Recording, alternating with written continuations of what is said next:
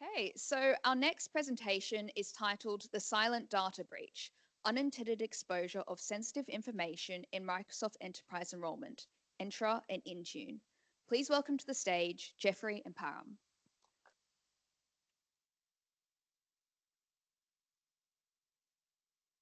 Hello. Hear me, right? Yeah. All right. Before we begin, does anyone here love doing breaking stops? Those pen testing guy? Anyone in the crowd? All right. So how about for the SOC folks or SOC team? Yeah, who's on night shift, I believe. So there's only one. Any GRC here? I love forensics. All right. Cool. So yeah. Um, next. So forgive me on the formatting because it transferred to, I mean, from Mac to Windows. So who am I? Currently leading the cybersecurity assessment at the Dacta Global. Essentially, it's a cybersecurity boutique company based in Switzerland and Singapore. So our clients are APAC, EMEA, and beyond. So Dr. Global is, for brief info, we offer pen testing service, GRC, integrations and implementation, as well as academy. So apart from my day-to-day job, I actively participate in Bug Bounty program with findings acknowledged by some of the world's or some of the big companies like Apple, Oracle, Toyota, and Morgan Stanley, and more. And one of my early standout work back in 2023 and 2024, I found free CVE IDs. And also, I have had the privilege to speak at some of the major conference cybersecurity, including back in Singapore at Black Hat Arsenal, and besides Bristol in 2025, which is last 2 months, as well as RootCon in Philippines. Next slide. Paramis, your introduction. Thank you, Jeffrey. Hi, good morning, everyone. Yep, this is myself. Thanks, Jeffrey, for bringing me in. So, my name is Parameswaran. I'm actually from Dakta as well. Me and Jeffrey used to be like good friends back in Dakta working on it. So, myself, I used to be like a solution architect, as well as now I'm going into engineering role. And I love research as well. So, the previous talk was actually very interesting for me, to be honest. And yeah, apart from that, more into the OT security right now. That's a quick intro for myself. So moving on to the topic itself, what are we actually speaking about today? I used to be a very favorite fan of Microsoft itself. I think a lot of people like work with Microsoft closely, and I see Microsoft there itself. So this is just default configuration in the Microsoft settings in Azure AD actually. So we'll be running through the security implications based on that, and Jeffrey will be doing a hands-on demo on that itself. So first thing, the introduction to Microsoft Entra. I think I've been using Microsoft like for at least the past 10 years. Before that, it was Azure AD. Now we have turned into Entra. It's actually one of the best things where you're able to actually log into one portal and you're able to do everything. So this is one of the part that will be going through itself. So it's like a crown jewel where you'll be able to get all the information. Just to give a background, if you're not hands-on in Microsoft. And Intune is where all the devices comes in hand, and you're able to do device registration, control all the devices, be it your laptops, be it your mobiles, every single device. You're able to do the policies, basically a domain controller term. Yep. And enterprise enrollment, this works well with your Intune as well, where how your different devices get joined and how you're able to actually pull the policies across the different devices. This is just a background, just to before we go deep dive into the topic itself. So what are we actually speaking about today? This is actually about data exposure. I think this term is very common now from ransomware, from data exposure. What is it actually about? And what is the background is enrollment and try and tune. This is the reason why we actually went to give a brief about it. So my friend Jeffrey, he will go into the demo of the what we are speaking about today. All right.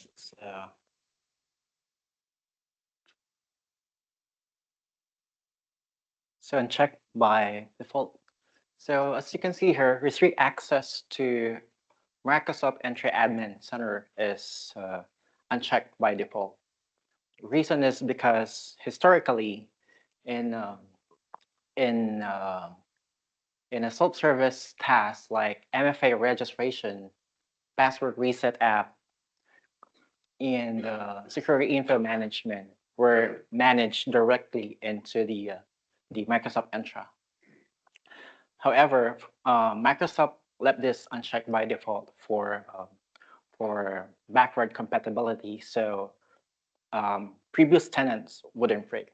But now Microsoft had a service portal that provides this my sign-ins, secure info, my apps, and SSR for self-service portal, which means that you can now safely enable this to restrict anyone. What does restrict access to Entra Admin Center mean is that if it's unchecked, meaning to say, if you're having like different access, like service account or typical access that you use to log into your Office 365, Microsoft Outlook, you can actually able to access the Entra Admin Center if that is unchecked by default.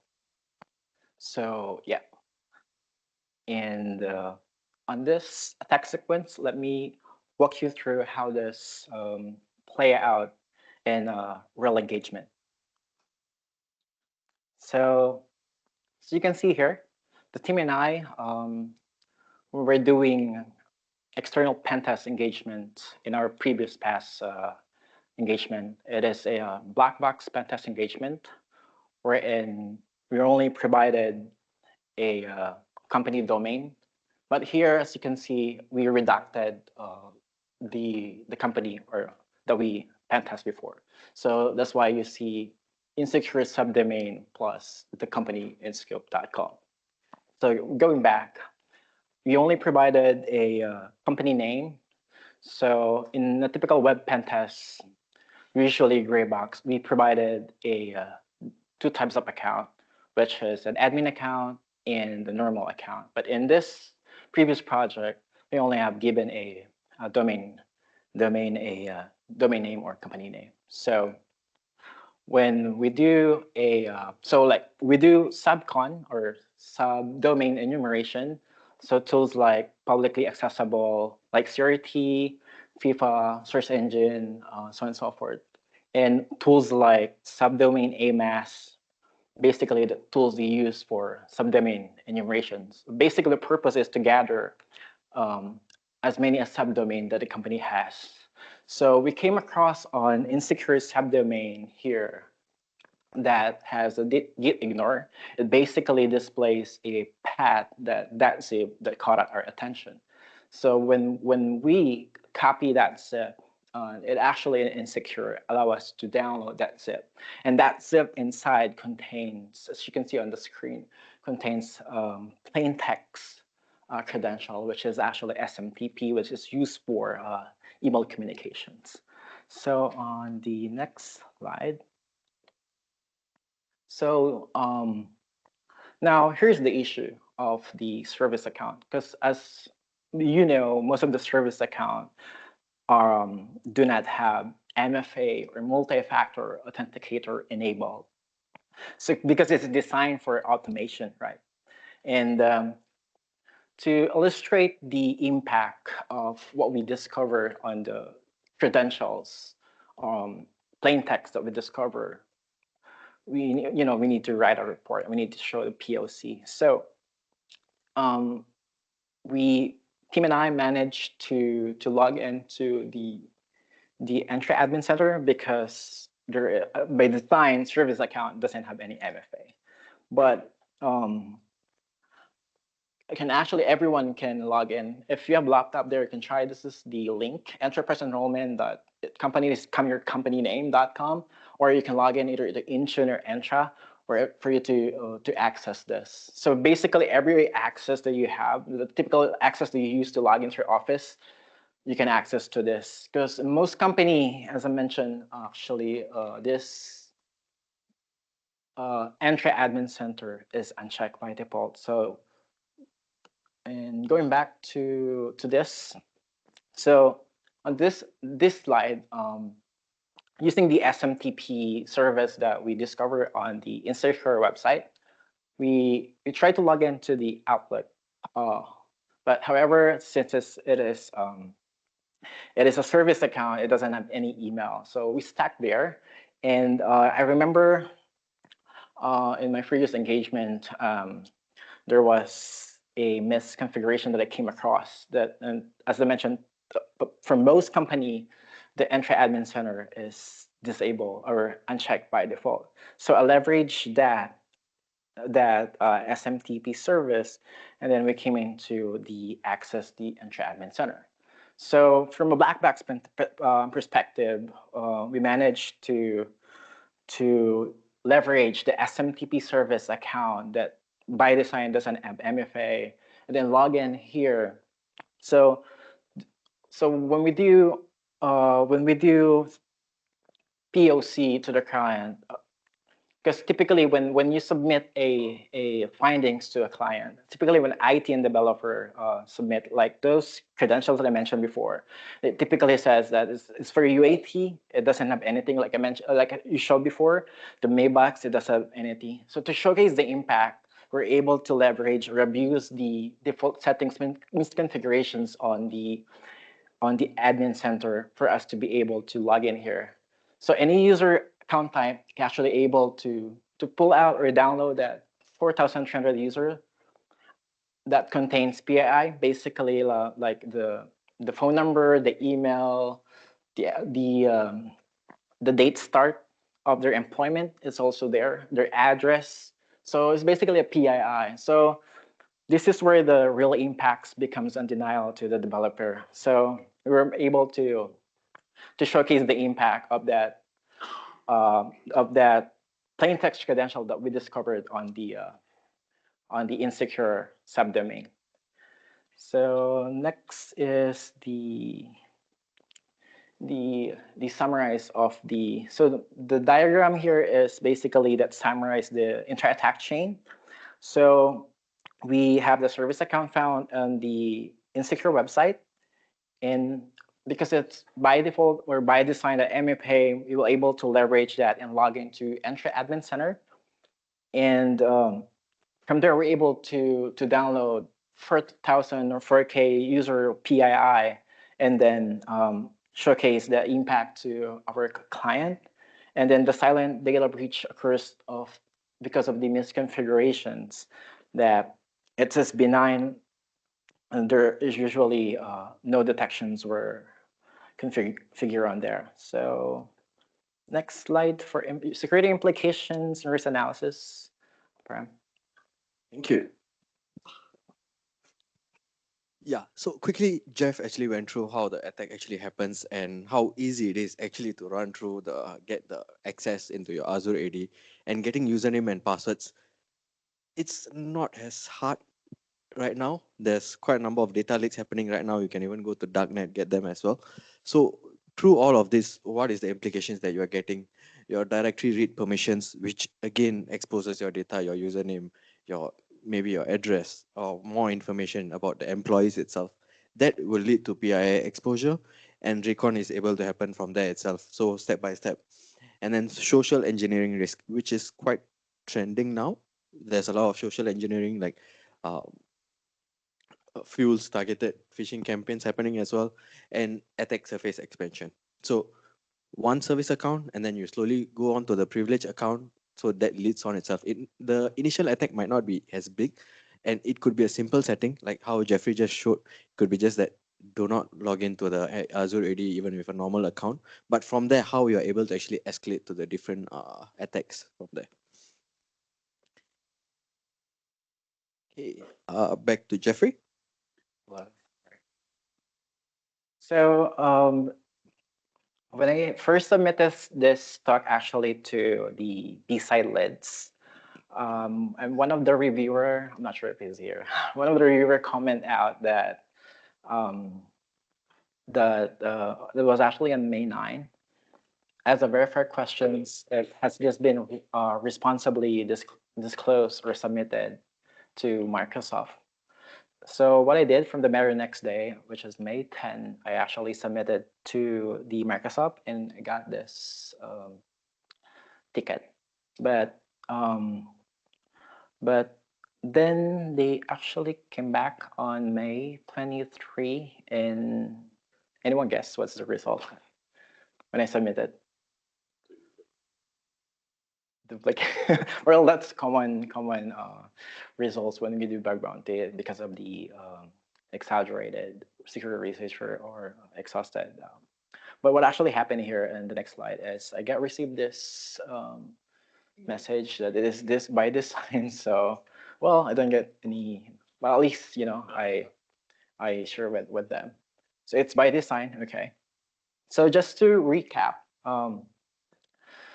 So to wrap this up, a single low privilege account, which is the service account, and then insecure default was enough to for us to expose thousands of users of PII to, and of course there is no exploit, there is no malware, it's default left unchecked or misconfiguration. But of course this is a precondition exploit or precondition flow from insecure website portal that we get plain text credentials.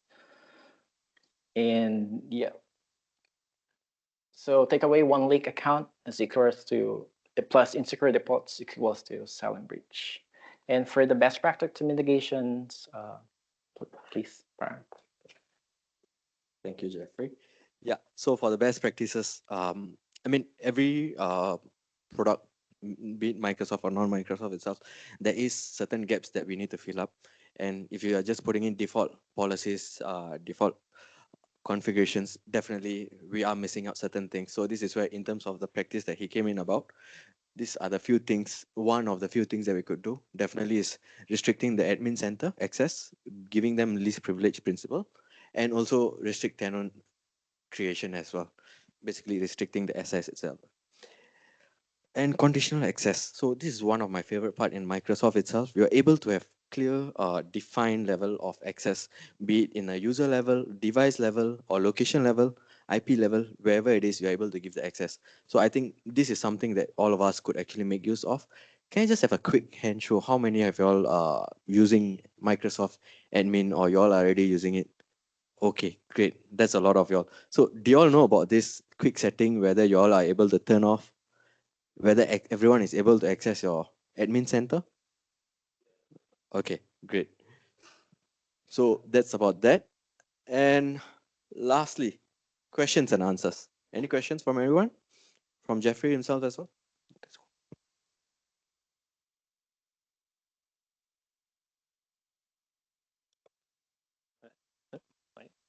Closer?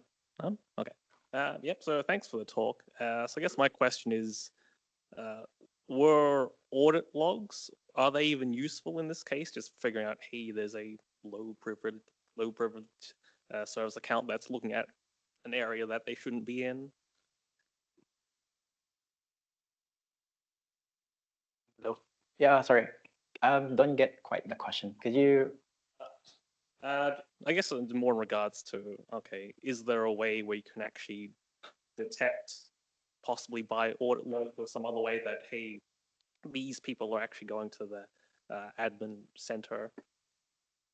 Yes. Yes, definitely there is. In terms of Microsoft audit logs, there is, I think, I can't remember the limitation. I believe it's 60 days, up to 60 days or 90 days. It's not off of my mind. So from there, you are able to definitely see who have been logged on or who have changed their credentials and all of that. But not really, like, sometimes it might not occur to your mind until an incident actually happens. Those, unless you are reviewing the audit logs daily on a daily basis. To be honest, I'm not sure how many people do that. So, but yeah, it definitely shows over there as well, to answer your question. Hey, how's it going? Thanks for the talk. If you do set that setting correctly, can't you still get that data from just API as well, or what was your vuln submission to Microsoft? Is it what that you could get the data in the first place, or the insecure default? It's insecure by default for us that allow us to navigate to admin center and pull out the 4K users PII. Yeah. But if someone does set it securely, can you still not just get that data through APIs? It is still passable in API as well. Yeah. Yeah, that's right. Yeah, cool. Thanks.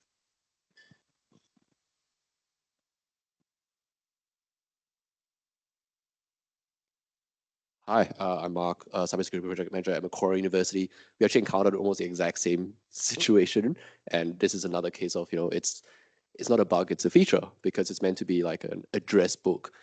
In your experience, do you think there's other sort of similar policies like this where, they defend it's meant to be accessible, but as a result, there's a security vulnerability because we're always trying to balance accessibility against security. Do you know of any other such cases where you have to balance this for the end user? No? Yeah. Well, that's why in my talk, actually, I mean, in a previous slide, I actually mentioned, give me a second, on this one.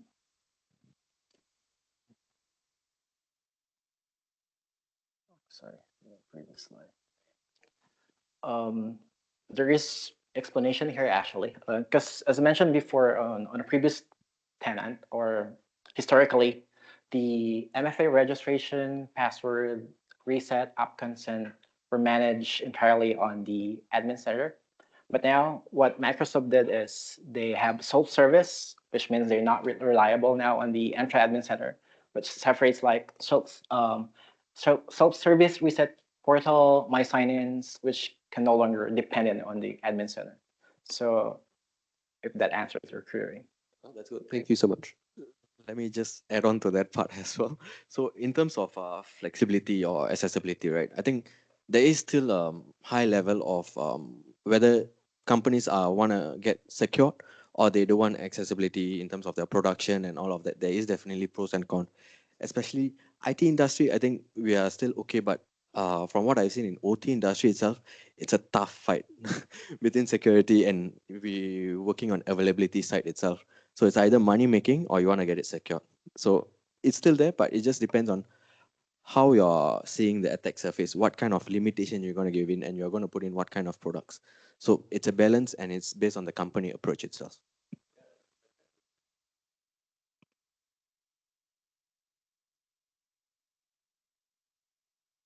Yeah, exactly. All right. Thank you.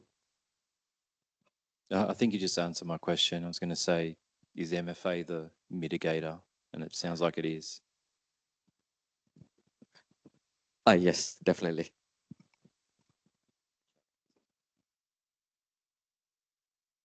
Yes, and the conditional access as well. That adds on to the MFA. Because I think MFA is getting exploited a bit as well, right now. Yeah, thanks for the talk, guys. So it's probably along the same similar lines to what Alexei was saying earlier. I don't really see the additional risk. If you've got this disabled, you can pull all that data from Graph API anyway. And if you've got an advanced, not even an advanced threat actor, like someone who's got Road Recon or Azure Hound would probably be able to find and pull the same data anyway. So what do you guys think about that? Was that a consideration when that submission was made?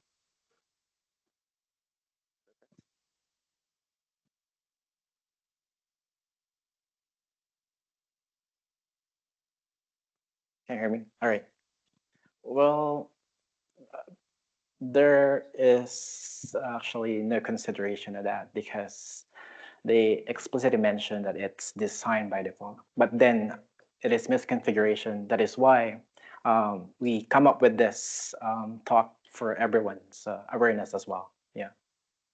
Yeah, because I mean, yeah, a UI is obviously nicer to pull data from, but when you've got tools that are already built to pull that data programmatically and really quickly, it's sort of, it's the path of least resistance to pulling all that information. So, yep. Just to add on that part, I think yes, you can definitely pull in data, but I think this compared to the other penetration ways, I think this is one of the easiest ways anyone can, like passwords and username is. I've seen like two simple passwords and even usernames. I think you can just go in and log in. You'll be able But to. are you able to get passwords through this? No, you're not able to get passwords through this, but you can get in through DHash or password link and all that. You want to add on something, Jeff? The hash? Password. What happened here is, as mentioned, it's a precondition, meaning say that we managed to log in here because of a SMTP service that we get it from the insecure subdomain, which contains plain text password. So that's why it's a precondition chain. Yeah. Yeah, no, definitely that's not a good thing to have there. Yeah. No, thank you guys. Any more questions? In that case, can we please have a huge round of applause for Jeffrey and Param? Thank you, everyone.